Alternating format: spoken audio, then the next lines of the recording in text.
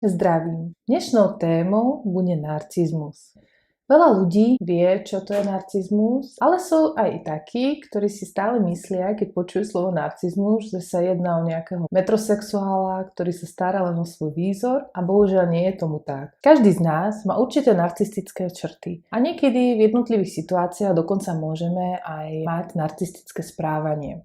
Problém však nastáva vtedy, keď človek má veľmi veľa týchto narcistických črt a narcistické správanie je každodennou súčasťou jeho života. Existujú dva základné typy narcizmu. Prvý typ to je tzv. Grandiózny narcis a druhý typ to je zraniteľný alebo tichý narcis. Mali by sme poznať, čo môžeme od nich očakávať a ako nám môžu ublížiť. Najprv ideme si opísať toho grandiózneho narcisa. Prvá a najvýraznejšia črta takýchto ľudí je to, že sa neustále vychvaľujú, myslia si o sebe, že sú najmudrejší, najkrajší, najinteligentnejší a najlepší na svete a že im nikto nesiaha ani po päty.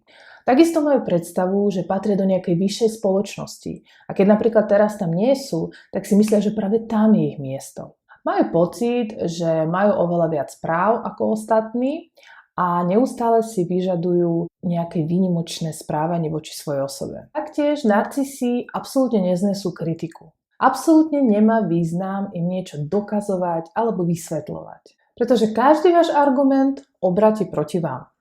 A narcisi veľmi radi používajú gaslighting pri hádkach. Čo to gaslighting sme spomínali, ak chcete o tejto téme sa dozvedieť niečo viac, tak si môžete pozrieť video na mojej stránke. A gaslighting, poviem trošku zo pár slov o tom, čo to je. To je v podstate taký druh manipulácie, kedy manipulátor sa snaží vás presvedčiť, že si zle pamätáte, že sa také nič nikdy nestalo, že si vymýšľate a podobne. A oni si samozrejme nechcú za žiadnych okolností priznať vinu, tak oni samozrejme, že gaslighting používajú veľmi radi a chcú tú vinu zhodiť na vás. Len on si vždy všetko správne pamätá a len on má vždycky pravdu. Ak chcete narcisa niečo nové naučiť, tak vám povie, že on to už dávno ovláda a dávno to vie a nepotrebuje počúvať vaše vysvetlenie. Jeho cieľom je to, aby ho verejnosť obdivovala a uznávala. Chce, aby ho všetci milovali, tak keď príde do nejakej cudzej spoločnosti, tak sa snaží všetkých očariť, rozpráva, aký je úžasný, každého chváli,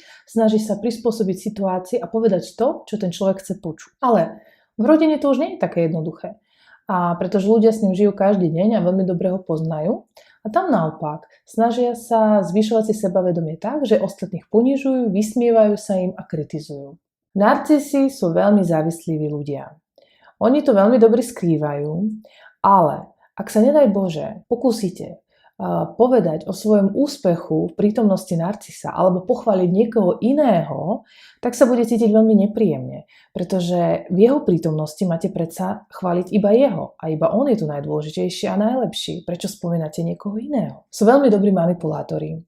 Veľmi dobre vedia narábať s pocitmi ľudí a veľmi dobre sa prispôsobujú každej situácii a veľmi dobre vedia, čo treba komu povedať, aby ten človek urobil to, čo chce. V rodine však manipulujú pocitmi viny, hanby a strachu. Celý váš život sa musí točiť okolo nich a všetci sa musia iba im podriadovať a prispôsobovať. Narcisi, čo je veľmi zaujímavé, bývajú veľmi úspešní v živote, pretože pre nich to je veľmi dôležité vám ukázať, akí sú múdri, najinteligentnejší, veľmi priebojní a práve oni musia byť na tých najvyšších pozíciách samozrejme. No a ak sa mu to podarí, tak si to strašne užíva, lebo potom ponižuje svojich podriadených, neustále ich kritizuje a ukazuje, že on je niečo viac ako oni. Ďalšia ich charakteristická vlastnosť je podľa mňa tá najhoršia, je to, že majú minimum empatie. Preto oni sa absolútne nevedia vžiť do pocitov iných ľudí, veľmi ľahko manipulujú,